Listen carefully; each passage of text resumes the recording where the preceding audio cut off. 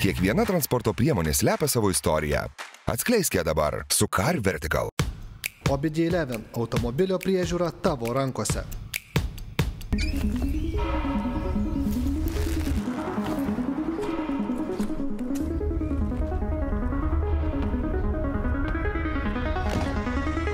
Pasikroviai? Važiuojam.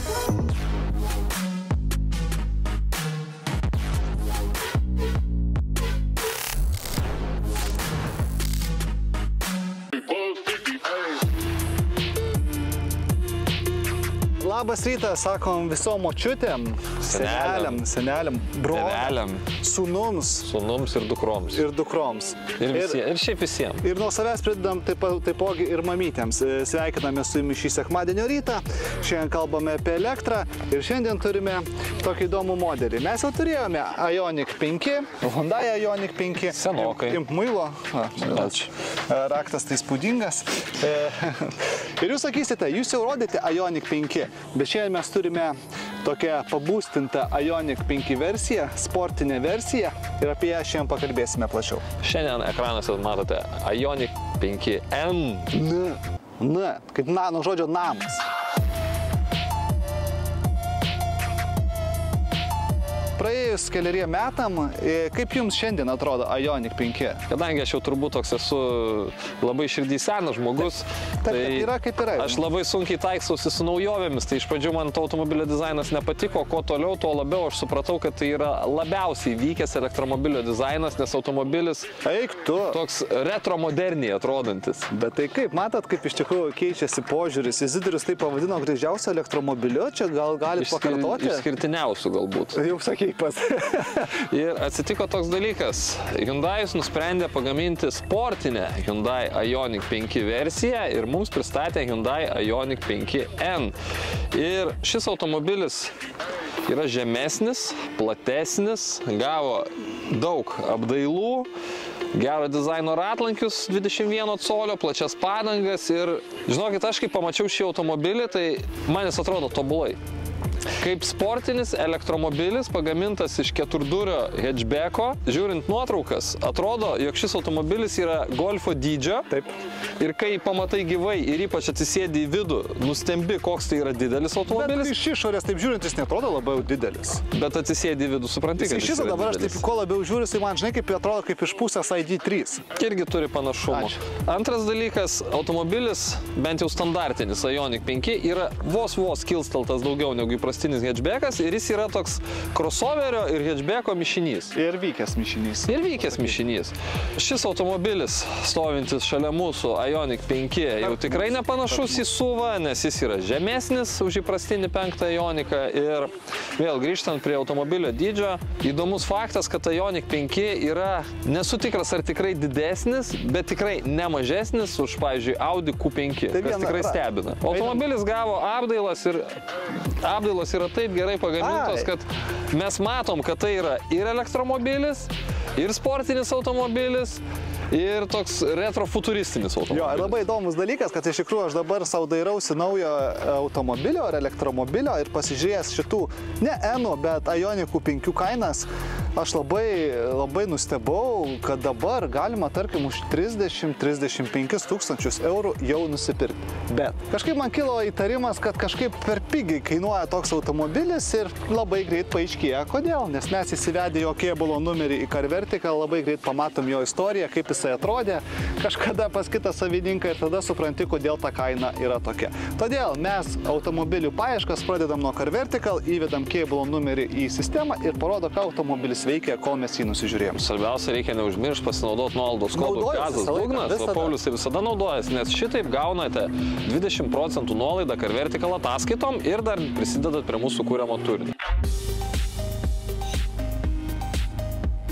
Visai įdomu pasidarė, kas čia yra prieki. Kaip čia, žinok, parodytum, skaitum, čia normalus variklis atrodo. Nu, išskyrus šitą va. Išskyrus šitą. Ir elektros motoras čia stovi ne tik priekyje, čia jis stovi ir gale. Abu elektros motorai, varantis visus 4 ratus, generuoja apie 600 su trupučiu arklių. Ir ant vairo, vėliau parodysime, yra toks mygtukas, vadinasi boostas. pabūstina kažkaip į stengalę. Nežinau, kam to reikia, bet 10 sekundžių šis automobilis gali turėti ir 650 arklių. Bet dabar mes turime pagrindinį klausimą.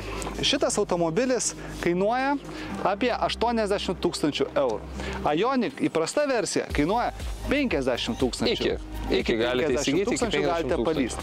Taigi ir dabar man labai įdomus ir pats svarbiausias klausimas, ar vertas šitas automobilis 80 000, ar geriau 30 000 sutaupyti ir nusipirkti gali kitą labai neblogą elektromobilį. Ką jis tikrai gali pasiūlyti išskirtinio, tai yra didelis galingumas, patobulinta pakaba, patobulinti stabdžiai ir lyginant dar su įprastiniu 5 Ioniqu, jis turi šiek tiek didesnę bateriją, tai yra 80 naudotinų kWh. Jeigu neklystu, įprastinis 5 Ioniqas, man atrodo, naudotinų gal 74 daugiausiai. Šiaip man labai įdomu, netrukus turėtų pasirodyti jau faceliftas šito modelio, tai mes susidurim galvojom, labai įdomu, ką korėjiečiai padarys kitaip, ką jie čia patobulins ir kaip pasikeis Ioniq išvaizda.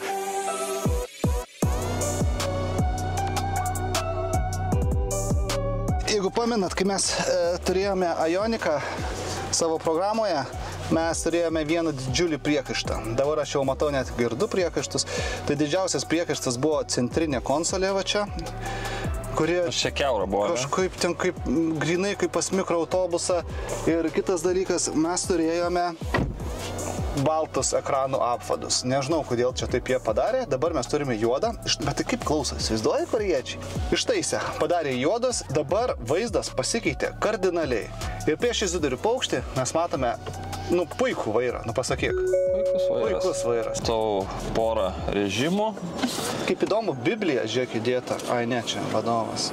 Čia Biblija. Kalbant apie automobilio dėtuvę, tai automobilio dėtuvėje mes rekomenduotume vežiotis knygą, kokią planšetę, bet ko nerekomenduotume, tai vežiotis automobilio draudimo ar tech apžiūros lapo, nes šią informaciją jūs galite turėti savo telefone. Galite nemokamai parsisiųsti Car One aplikaciją tiek iPhone'ui, tiek Android'ui, ten galite pridėti visus savo automobilius ir ten jais rūpintis. Galite sekti tech apžiūros galiojimo datą, apsidraust galite automobilį, susiradę geriausią pasiūlymą, elektromobilio artimiausią krovimo stotelę susirasti, už parkingą susimokėti Kaune, Vilniui, Klaipėdoje, Palangoje arba Panevėžy. Daug patogių funkcijų, nemokamų funkcijų kiekvienam vairuotojui. Aplikacija Car One. Aš tik norėčiau pataisyti, kad jums nereikės rūpintis, už jūs pasirūpinti. Taip. Ir man labai patiko 3 kameros, žinok. Kameros veikia puikiai, žinok. Bet čia ir Kia, ir Hyundai tas yra būdinga. Lyginant su įprastiniu 5 Ioniqu, tai viskas pataisyta, kas mums nepatiko. Ir plus, kadangi gavo įvairių gražesnių išsiuvinėjimų, gražesnį vairą, geresnės sportinės sėdynės, tai tikrai skiriasi kaip diena ir naktis.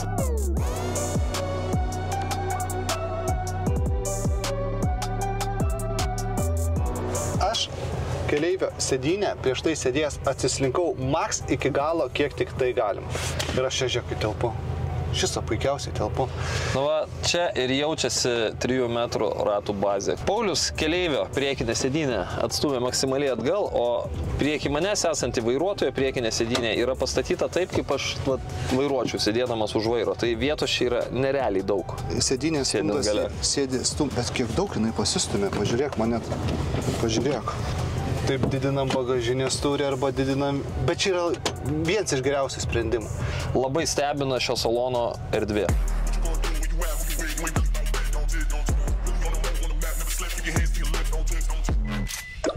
Perėjom prie automobilio galo, pažiūrėt bagažinę ir aš dar kartą žiūriu, jo tas įmantrias tokias formas, tas įmantrus spoileris toks, gale difuzeris, įmantrus, o bagažinė tai mane nuliūdino. Gal nežinok, gal čia jau nėra taip labai blogai. Aš kažkaip... Tokias, kaip pamatai, kiek erdvės yra salone, tai kažkaip tikės, kad ta bagažinė bus didelė, bet nėra jinai didelė. Ir man atrodo, 5 N bagažinė yra netgi šiek tiek mažesnė už įprastinio 5 Ioniqo. Pažiūrėk, o kas čia? Kodėl jis taip aukštai tas dugnas? Todėl, kad čia įdėtas galingas elektros variklis gale. Jis yra daug didesnis už įprastinio 5. Šitiek didesnis? Ir suvalgė daug bagažinės.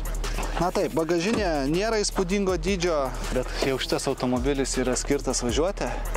Ir pažiūrėsime, kogi skiriasi Ioniq 5 nuo Ioniq 5N. Važiuojam. O aš turiu OBD11. Labai paprastas, labai funkcionalus Lietuvoje sukurtas prietaisiukas. Man labai patinka jį profilaktiškai naudoti. Va, yra OBD jungtis Pajungiam, per appsą prisijungiam ir nuskaitom visas klaidas, visi paaiškinimai yra. Man labai patinka paprastumas, žinok. Ja, ir su juo galima ne tik nuskaityti ir ištrinti klaidas, bet ir įjungti ar išjungti vairias paslėptų automobilių funkcijas. Tai galima atlikti su Toyota ir Lexus automobiliais nuo 2008 metų, su BMW nuo 2008 metų ir su visais Volkswagen Audi grupės automobiliais, kurie turi OBD jungti, nepriklausomai nuo metų. Jeigu perkate OBD 11 prietaisą ar kokius paketus ar planus, obd11.com tinklapyje, tai pasinaudoję nuolaidos kodų gazas dugnas, gausite 10% nuolaidą. Štai mes sėdam už vairo, atrodo šiaip viskas labai neblogai, bet pačiupinėjus atidžiau, matom, kad tokių plastikų palikta tokių gana liūdnokų. Kaip automobilis kainuoja 80 000 eurų, tai turbūt nelabai tikėtų. Ir dar tokioj matomoj vietoje, čia yra pati centrinė vieta ir tokia plasmasė sudėta nelabai. Gerai, užsikūrėm automobilį ir turbūt akylesni mūsų žiūrovai pastebėjo, kad sėdėdami elektromobilį mes girdime ale užkurto variklio garsą. Tai mano galva, tai yra labai gerai, kad automobilio vairuotojai duoda pasirinkti, kaip jis nori važiuoti. Ir pajudama lėtai, tyliai elektromobilio režimu, bet visi elektromobiliai taip daro. Ir man, pavyzdžiui, tie žaisliukai, man jie visai patinka. Ignition. Jūs, aišku, šaipysitės, juoksitės, sakysit, kas čia per nesąmonė. Dabar pasakykit man nors vieną kitą elektromobilį, kuris gali turėti garsą. Nu ir smagu, šitas automobilis yra sukurtas emocijai. Okei, nenori to garso išjungiat. Kur yra bėda? Nematau visai bėdos, nenorit ir išjungiat. Ir važiuojam. Aš to dabar meniu buvau užstatęs, kad jisai virtualiai tau mėtytų pavaras. Pažiūrėk, kas tau prieš akis užsidegė. D3, trečių bėgių važiuojam. Tachometras. Tai dabar jau čia išmaks. Elektromobilyje tachometras. Nėra čia jokio tachometro, jam tachometro nereikia. Mes turim virtualų išgalvotą tachometrą, kad vairuotojas galvotų, kad važiuoja su automobiliu, kurio sūkius mato prieš ekraną ir gali mėtyti pavaras, kurių čia nėra. Bet smagu. Pirma pavara, antra. Kaip su kompiuteriu važiuotum. O jau žiūrėk muša, kad mes pavarą. O, pažiūrėk, net imituoja, žiūrėk, o to taip.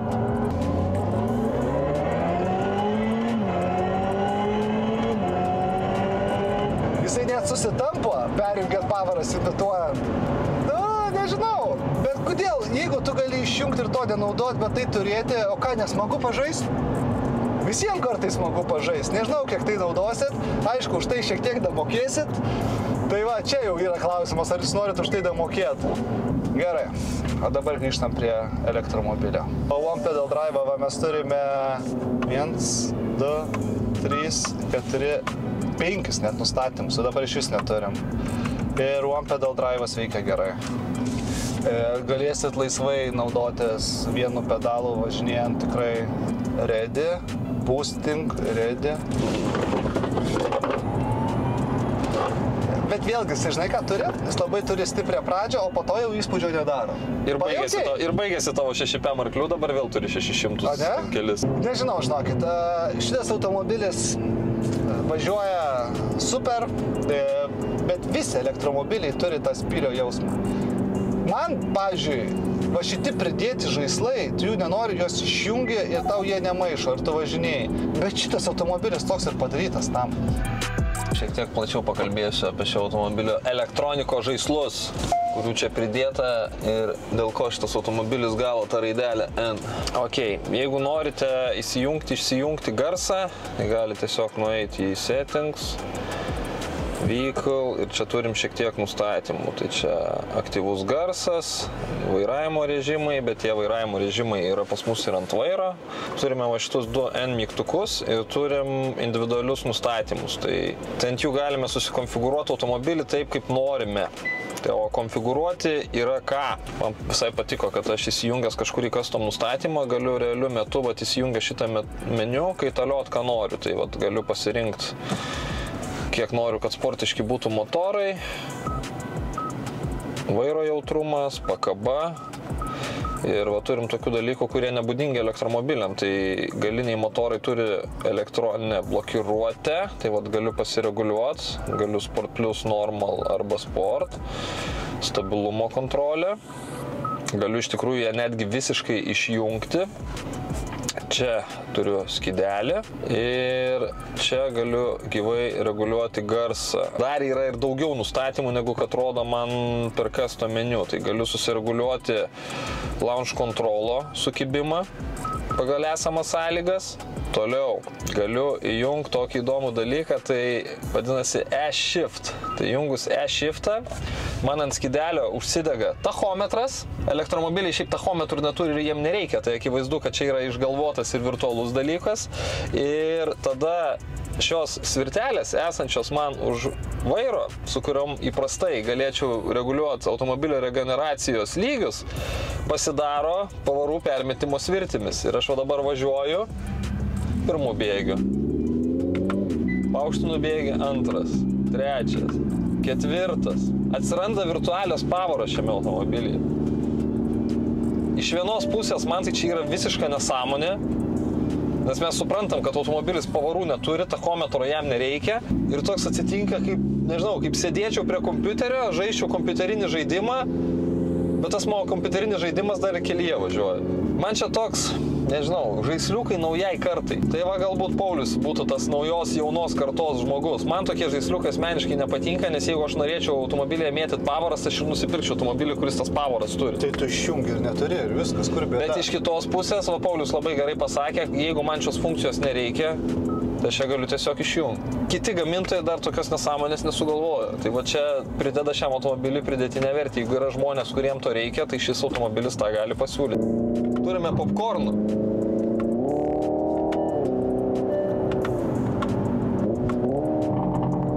Girdėt gale duslintuvų garsą? Duslintuvo čia nėra.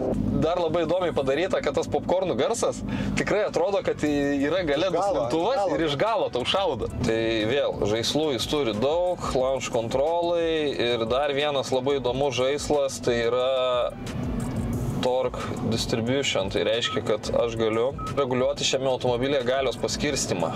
Tai kadangi turime 2 elektros motorus, tai galiu galios paskirstimą reguliuoti kaip tik tai noriu. Noriu galų varomo automobilio, perdodu galingumą į galą. Noriu priekio varomo automobilio, perdodu galingumą į priekį. Irgi tokie žaislai, bet geri.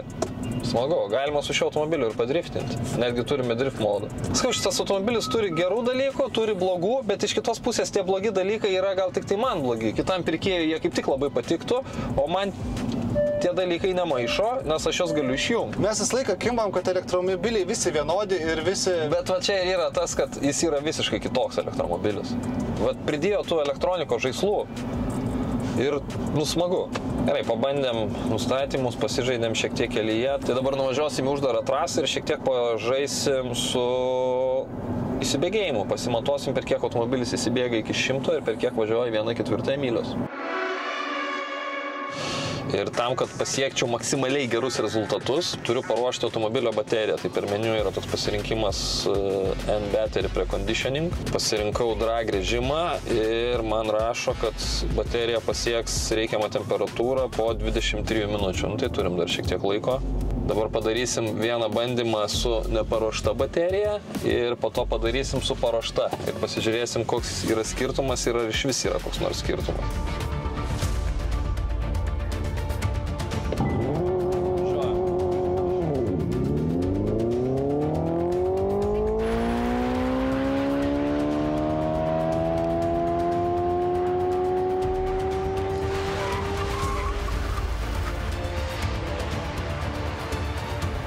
Pabandysim, ar pakeitus sukibimo lygį meniu pagreitės įsibėgėjimas iki 100. Nuvažiuojam.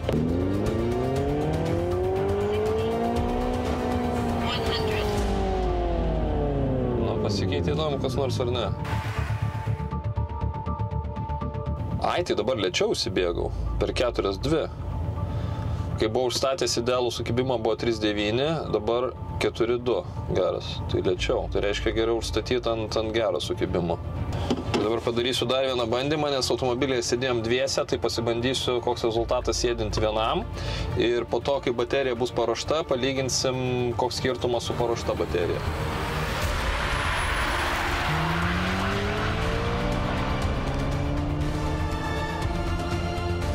Įdomi situacija su tuo baterijos paruošimu, nes kažkaip, kol automobilis paruošinėjo bateriją, nelabai atkreipiau dėmesio, kokia turėtų būti temperatūra. Tai prieš paruošiant temperatūrą, man meniu sakė, kad tinkamiausia temperatūra yra tarp 30 ir 40 laipsnių.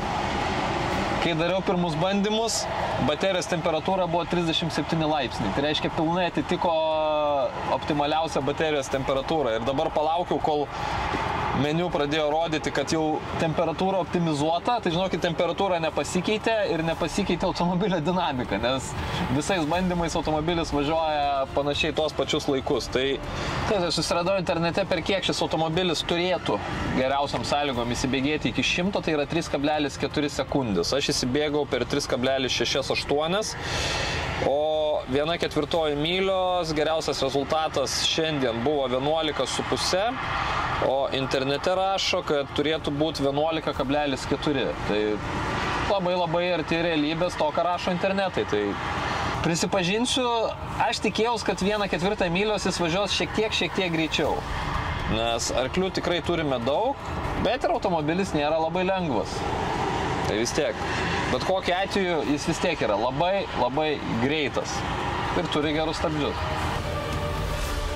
Gerai, bičiuliai, o mes prieiname prie tų dalykų, kurie yra gerai. Tai yra moberė, kartais automobilio neverta pirkti. Galite jį tiesiog išsinuomoti ir nesukti galvos. Važinėjat, eksploatuojat, o rūpesčius atiduodat moberė, kad pakeistų jums padangas, padėtų kelyje ir panašiai. Viena fiksuota įmoka. Viskas, problemos baigtus. Taip, tai yra labai geras analogas. Jeigu jūs svarstote įsigyti automobilį leasingu su likutinė verte, tai aš jums rekomenduoju palyginti automobilio nuomos sąlygas moberė. Ir aš manau, kad jūs nustebsite gerąją prasme. Ir kaip ir mes padarėm, tai yra aš ir Paulius padarė, tai mes nepirkome naujų. Tai aš ir tas. Mes nepirkome naujų automobilių leasingų su likutinė vertė, o mes jas išsinuomavome iš moberė ir dabar mums visiškai neskauda galvos. Gerai, išvaizda šito automobilio yra tiesiog nuostabi, puikiai, aš jai duodu be gailesčio 10. Aš irgi galėčiau tai 11 duočiau. Vidus yra jau šiek tiek kita istorija, vietos daug, didžiulis pliusas. Taip, kaip 5 Ioniqo salonas, tai yra ženkliai pataisytas į gerą pusę, puikus vairas, puikios sėdynės, daug erdvės, gal bagažinė šiek tiek mažoka. Bet tokių golų palikta neblogų irgi. Bet vis tiek yra tokių pigių medžiagų, akis badančių ir jos man numuša 2 balus, tai aš saloną duodu 8. Jo, nes iš esmės, jeigu mes būtume be akinių, tai mums būtų išbadę jau akis. Taip, tai gerai, kad sakiniai šiandien. 8 vidų, ne, bet žinok, už salono erdvę. Aš vis tiek duodu 8, nes salono medžiagos, tokiose, žinai, kas, yra pigių medžiagų labai matomose vietose ir labai dažnai čiupinėjamose vietose. Gerai, 8, tiek to jau kalbėjai mane. O emocija šitas automobilis turi. Nežinau, ar tai yra gera emocija, ar tai yra bloga, bet yra vienas geras dalykas, kad Hyundai duoda jums pasirinkti. Norite žaislų, įjungiat, nenorit, išjungiat. Tai yra labai geras dalykas, bet yra vienas labai blogas dalykas, kad už visą tai reikia susimokėti. Ir kiek jūs tai naudosit, jau čia kitas klausimas. Jo, bet Paulius gerai pasakė, ko emocijos šitas automobilis turi. Yra blogų dalykų, yra gerų dalykų, blogi dalykai, tai mano nuomonė. Aš niekaip nesuprantu, kam tas N-Boost mygtukas reikalingas. Tikrai galėjo gamintojas padaryti, kad šitas automobilis turėtų 650 arklių. Kodėl reikėjo padaryti, kad jis to 650 arklių galėtų turėti tik 10 sekundžių ir tik paspaudus tą N-Boost mygtuką? Matai, gal iš baterijos jau visokie niuansai yra, kad jinai turi. Nemanau, niekaip netikiu, kad negalėjo pagaminti elektros motorų, kurie turėtų 650. Iš tikrųjų, bet kokiu atveju jisai važiuoja puikiai, jisai yra greitas, jisai Izidorius išbandė trasoje, jisai netoli rodiklių. Aš šiek tiek prikibau, kad aš tikėjausi, kad jis greičiau važiuos 1/4 mylios. Ir šiaip važiuodamas su šiuo automobiliu aš pastebėjau, kad jis atrodo labai sunkus. Bet aš pamiršau vieną dalyką. Jis ir yra labai sunkus. Šis automobilis sveria 2,2 tonos ir tas jaučiasi. Bet atsižvelgiant į tai, kad jis sveria 2,2 tonos, tai jo dinamika yra įspūdinga. Gerai, bičiuliai, duodam už emociją jam 9. Gerai, čia pasakai, už emociją duosiu 9. 9, o kaina, va, dabar va, čia yra vienas iš svarbiausių dalykų. Ar tu, Izidoriu, už šitą modelį mokėtum 30 000 daugiau negu už Ioniqą įprastą? Aš tau duosiu kitą atsakymą. Duok. Aš pagalvojau, kas galėtų būti automobilio tiesioginis konkurentas ir aš pagalvojau apie Tesla Model 3 Performance. Bet tenai visai, ta prasme, tai čia tai yra suviukas. Bet Tesla Model 3 Performance turi labai panašią dinamiką, dėl to, kad automobilis yra mažesnis ir lengvesnis, bet turi mažiau arklių. Ir su Tesla yra vienas dalykas. Aš visada kibdavau prie Teslos, kad ji turi per mažai nustatymų. Mano nuomonė, Ioniq 5N turi šiek tiek per daug nustatymų.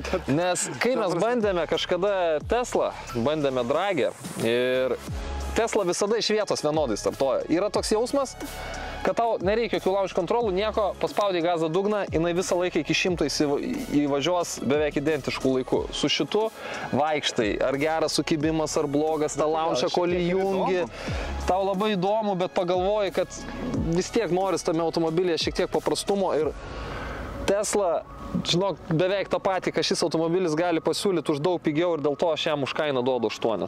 8 yra geras skaičius ir dabar pažiūrėsime, kokį skaičiuką jūs įrašėte pas mus Instagrame šią savaitę šiam Ioniq 5N. Šiam Ioniq 5N atidavėte štai tokį vertinimą.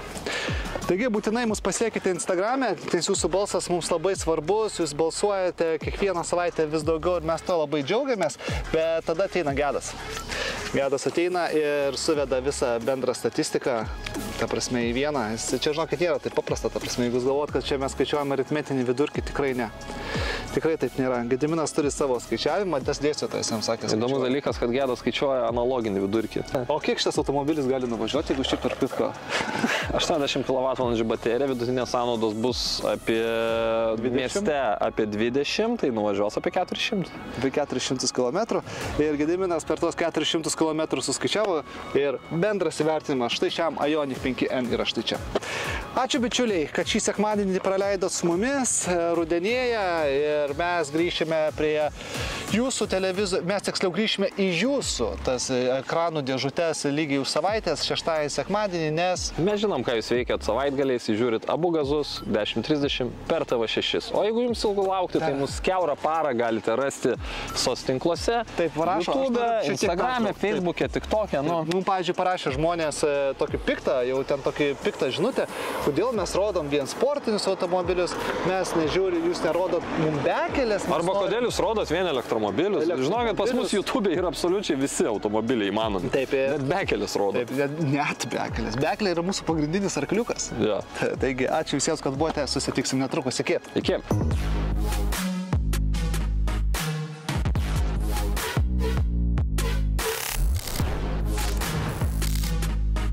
Kiekviena transporto priemonė slepia savo istoriją. Atskleiskite dabar su Car Vertical. OBD11 automobilio priežiūra tavo rankose.